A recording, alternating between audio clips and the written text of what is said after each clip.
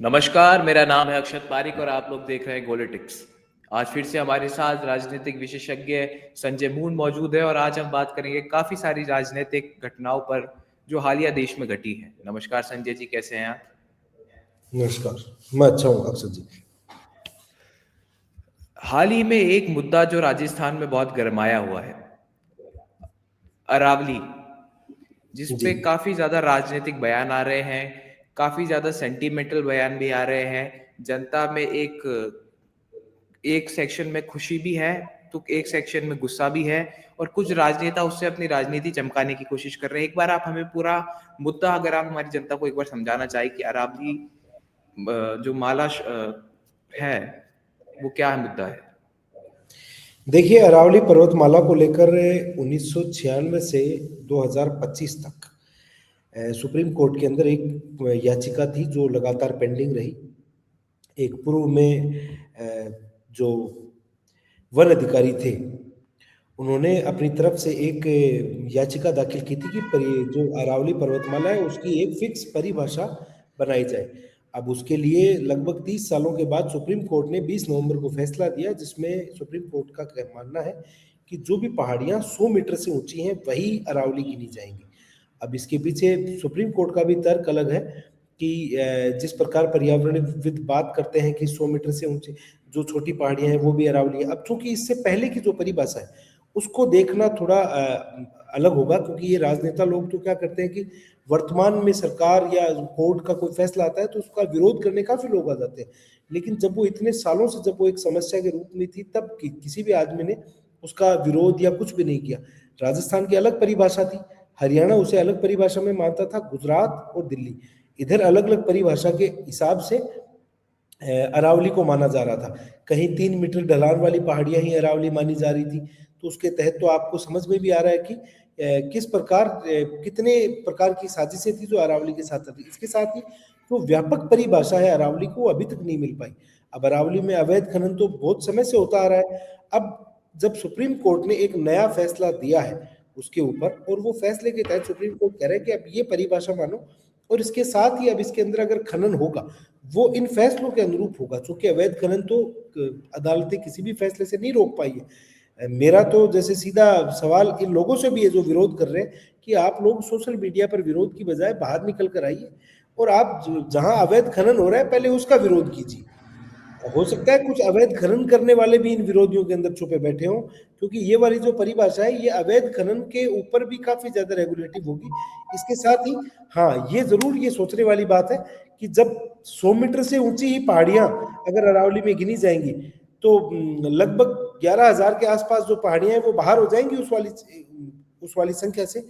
तो ये बहुत बड़ा एक व्यापक चर्चा का मामला है, और इसको सुप्रीम कोर्ट ने जो आदेश दिया है उसके खिलाफ भी अगर बातचीत हो, पर्यावरणविद बातचीत करें तो गंभीर चर्चा करके और तरीके से अगर विरोध प्रदर्शन करें और पॉइंट टू पॉइंट अगर उसको एड्रेस करें तब जाके होता है। वरना तो अगर आप क्या करते हैं, किसी भी प्रकार से प्रतिबंध लगवा के खनन रुकवा देते हैं। अब जो लोग दूर दराज खेतों में रहते हैं उनके पास तो खेत खलियान है आजीविका के लिए, लेकिन जो लोग खनन क्षेत्रों के आसपास रहते हैं, जो खनन होता है, वैध जो खनन होता है, मैं तो वैध खनन की बात करूंगा, तो लीज देके पट्टे देने के बाद में जो खनन होता है तो उसके अंदर कितने लोग रोजगार पाते हैं, उन लोगों का रोजगार भी छीन सकता है। तो सभी मामलों को देखें और उसके आधार पर विरोध करें। और राजनेता लोग अपनी राजनीति चमकाने आते हैं, जिस प्रकार आज अशोक गहलोत ने शुरू किया है अपना डीपी बदलने का जो ट्रेंड लगाया है। अशोक गहलोत ही वो व्यक्ति थे 2010 में जिन्होंने केंद्र के अंदर ये अपनी तरफ से परिभाषा लिख के उसको स्वीकृति दी थी कि 100 मीटर से ऊंची वाली पहाड़ियां अरावली है। तो ये गहलोत जी का दोहरा चरित्र भी कहीं ना कहीं उजागर करता है। और दूसरी बात, इस मामले में गहलोत जी बिल्कुल अकेले, नितांत अकेले, उनके साथ और कोई नहीं आया।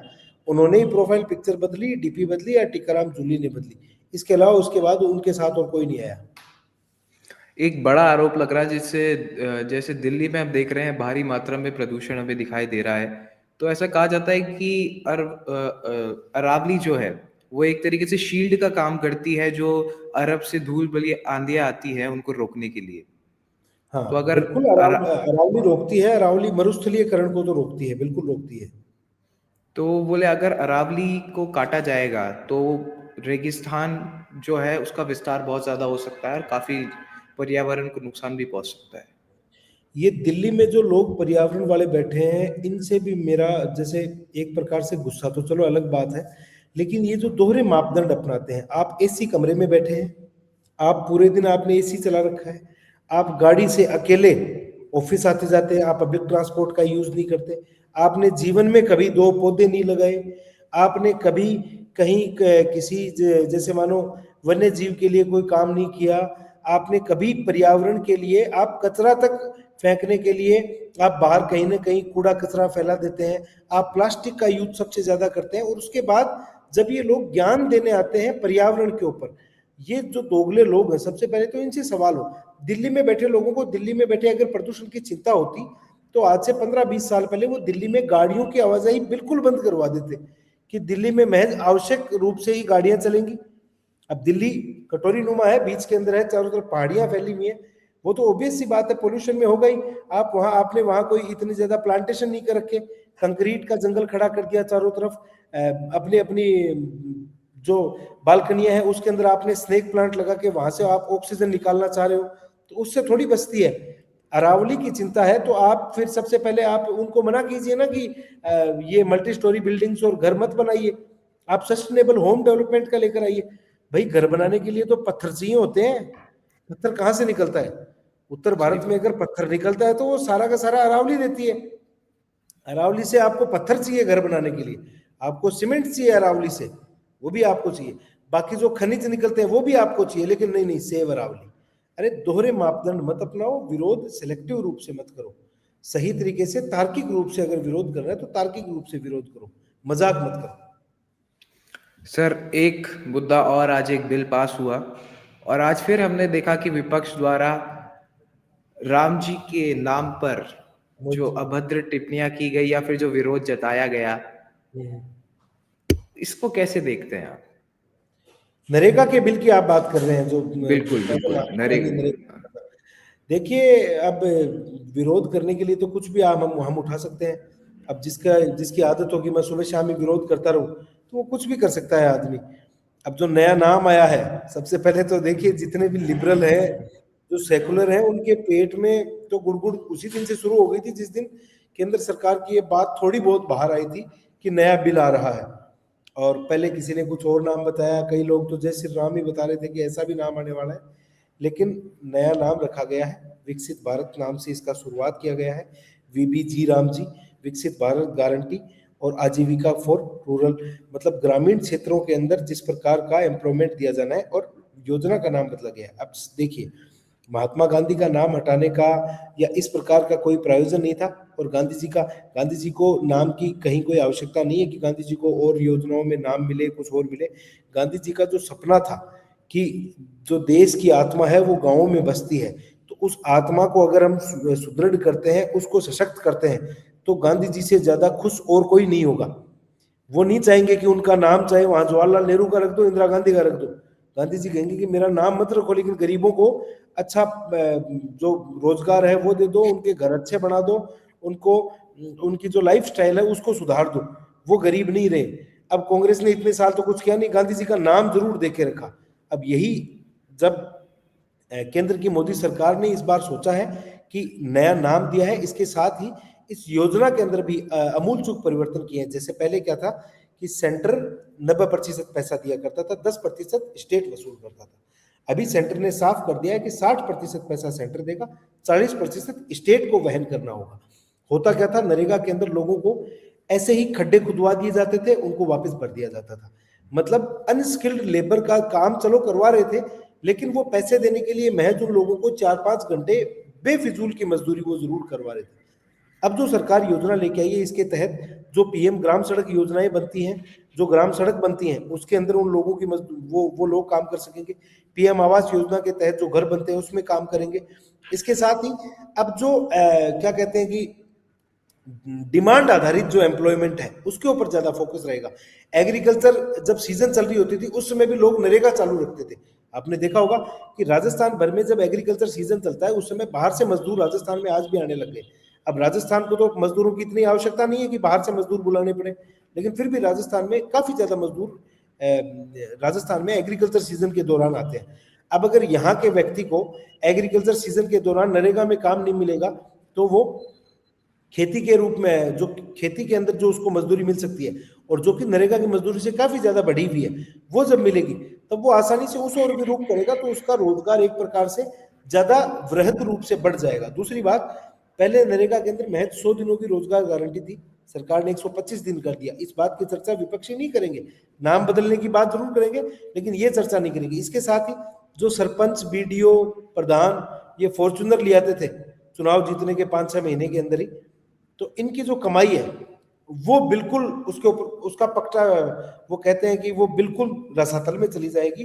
कि जो लोग ऐसा सोचते हैं कि नरेगा से पैसे खा ले क्योंकि फर्जी जॉब कार्ड बनवा दिए, फर्जी तरीके से लोगों को पैसे उठवा रहे, वो नहीं होगा।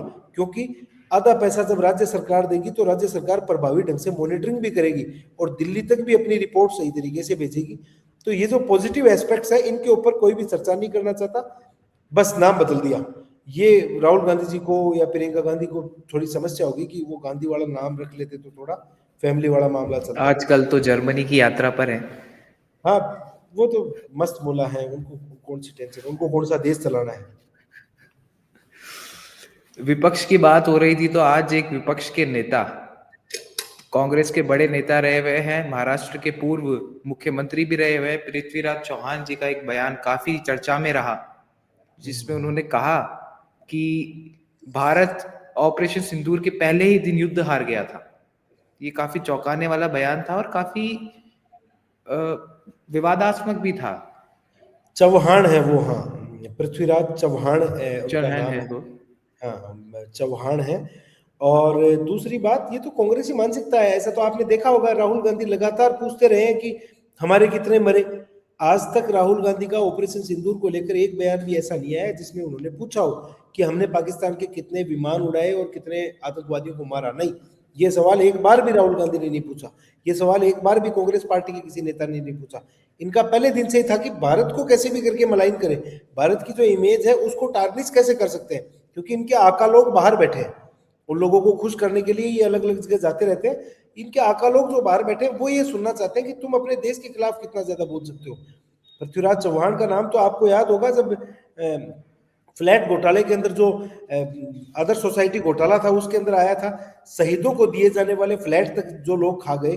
अब वो लोग देश को ये बताएंगे कि देश के अंदर कितना नुकसान हुआ, क्या नहीं हुआ। सबसे पहले तो ये देशभक्त तो कभी थे ही नहीं। जो ढाई मोर्चे पर लड़ने की बात बार बार बड़े लोग करते रहते हैं कि ढाई मोर्चे पर लड़ रहे हैं, उसको इन जैसे लोग ही लीड करते हैं। इस बात का भी आप ध्यान रखिएगा। और ऐसे लोगों को मैं तो कहता हूँ कि मीडिया फुटेज ही नहीं दी जानी चाहिए, क्योंकि ये लोग महज अपनी राजनीति चमकाने के लिए देश की सेना को और देश के मोराल को डाउन करने का काम करते हैं। ये कांग्रेस की असल जो मानसिकता है, जो विचारधारा है, जो ये लोग सोचते हैं जिस प्रकार से, उसको ये चरितार्थ करता है। और कांग्रेस पार्टी ने अभी भी इस बयान का मौन स्वीकृति दी है इस बयान में, और अभी तक किसी प्रकार का विरोध कांग्रेस पार्टी ने इस बयान के ऊपर नहीं दिया है। और आपने ध्यान दिया होगा, जैसे ही उन्होंने बयान दिया उसके 2 दिन बाद ही पाकिस्तान के पीएम ने भी वो बात सेम टू सेम दोबारा बोल दी। तो आप कोइंसिडेंस समझ सकते हैं क्या है क्या नहीं है। बाकी मैं इन लोगों के ऊपर ज्यादा चर्चा ही नहीं करना चाहता। सर, इनका ये बयान हो या केजरीवाल जी का वो बयान हो, एयर स्ट्राइक में कितने लोग मारे गए, पेड़ गिर गए, ये बीजेपी का विरोध करते करते देश विरोध की तरफ जो अभी विपक्ष जा रहा है, तो क्या जनता इनको स्वीकार कर पाएगी इस तरीके से? देखिए, होता क्या है कि राजनीति करने के लिए शुरुआत में जिस प्रकार, जैसे मानो कि भारत में यूं तो है नहीं कि 1947 के बाद भी राजनीति, यही राजनीति बहुत समय से चली आ रही है। वृहद हमारी जो पुरानी विरासत है उसको अगर आप देखते हैं तो उसके अंदर जब राजा लोग भी पहले चुने जाते थे तो वो भी एक तहत निश्चित प्रक्रिया के तहत चुने जाते थे। उस समय भी कुछ लोग कुटिल तरीके रचा करते थे और आज भी कुछ लोग कुटिल तरीके रचते हैं, लेकिन उस समय के जो कुटिल तरीके होते थे वो राजा के आसपास और वहीं राजमहल के आसपास के थे। वो कभी भी प्रदेश की या देश की जनता को या देश की जो सेना होती थी उनको लेकर वो कुछ भी नहीं करते थे, क्योंकि उनको पता होता था कि वही उनकी सुरक्षा करती है। अब जो लोग, जैसे आप बात कर रहे हैं, केजरीवाल की बात करें, राहुल गांधी की बात करें, चौहान की बात करें, जितने भी हैं कांग्रेसी या दूसरे नेता हैं, ये जो लोग इस प्रकार के बयान देते हैं, इनको महज अपनी राजनीति चमकानी होती है। ये ऐसा सोच रहे होते हैं कि कैसे भी करके मैं गुड बुक्स में आऊं उन अब अर्बन नक्सल्स की, जो लोग इनको फंडिंग भी करते हैं, जो लोग इनके प्रोपेगेंडा को चलाते हैं, जो अर्बन नक्सल्स देश को ही डिमीन करने का कोशिश करते हैं। आज भी आप देखिए पश्चिमी संस्कृति को देश के ऊपर किस प्रकार हावी होने दिया गया 70 साल में।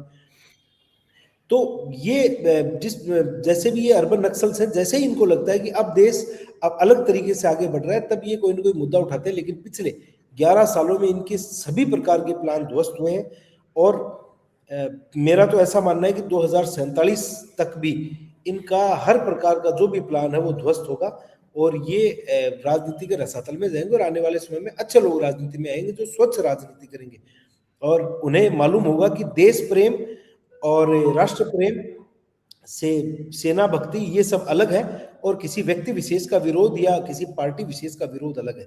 आप लोग अपनी राजनीति चमकाने के लिए किसी भी स्तर तक गिर सकते हैं, ये भी इन लोगों को धीरे धीरे समझ में आ जाएगा।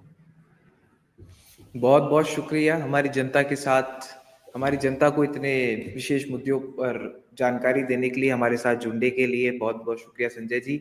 ऐसी और खबरों के लिए, ऐसी और जानकारियों के लिए बने रहिए हमारे साथ। मैं हूँ अक्षत पारिक, पॉलिटिक्स से।